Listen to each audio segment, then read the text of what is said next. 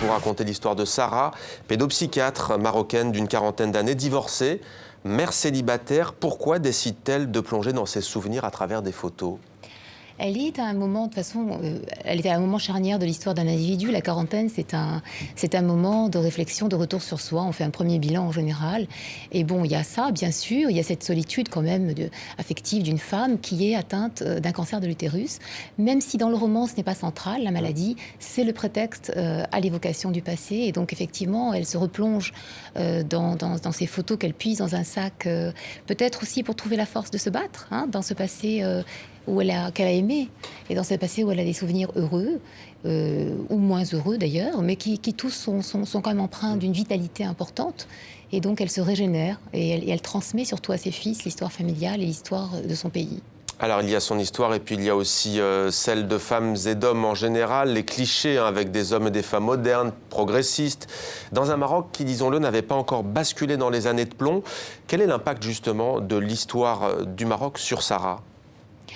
C'est une jeune femme qui a connu dans son enfance un Maroc extrêmement... D'abord, elle appartient quand même à un milieu privilégié, ouais. Et donc elle fait partie d'une élite intellectuelle, politique, sociale, ce qui lui donne un regard très particulier. Quand on lit Le pain nu de Mohamed Choukri, hein, c'est pas la même chose que Mourir est un enchantement, forcément, parce que le Maroc, c'est un pays avec des classes sociales, avec des réalités diverses, etc. Mais enfin, quand même, c'est l'histoire d'une génération, et Sarah a assisté à ça, puisqu'elle a 40 ans.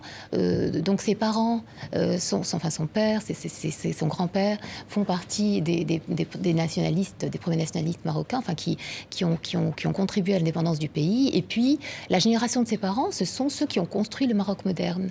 Et elle est au cœur, elle assiste, enfant et adolescente, au cœur de ces constructions, des débats qui sous-tendent ces constructions. Et bien sûr, elle voit la pensée s'arrêter. Elle voit à un moment le débat se figer, se glacer, et l'étreinte policière se resserrer sur cette société, bien sûr. Est-ce que vous pouvez nous lire un extrait de votre roman, Yasmine Chamy ? Bien sûr. Sarah sourit pour elle-même.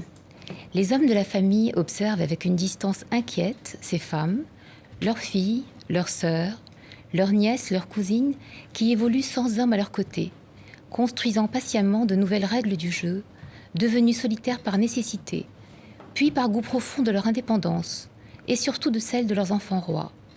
C'est toute la puissance d'un monde féminin jusque-là soigneusement contenu qui émerge, femmes seules dans un monde conçu par les hommes, qui peu à peu inventent leur place, l'installent, bouleversant subtilement toutes les évidences qui légitimaient l'ordre ancien.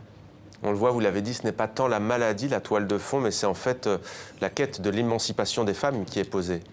Oui, l'évidence de l'émancipation des femmes. C'est-à-dire qu'en fait, dans ce Maroc-là, en même temps, bien sûr, que se construit cet univers politique assez fermé, je l'ai dit, jusqu'à la fin des années 90, à un moment de l'alternance politique, les femmes n'en continuent pas moins d'évoluer. Et en particulier, des pans entiers de la société marocaine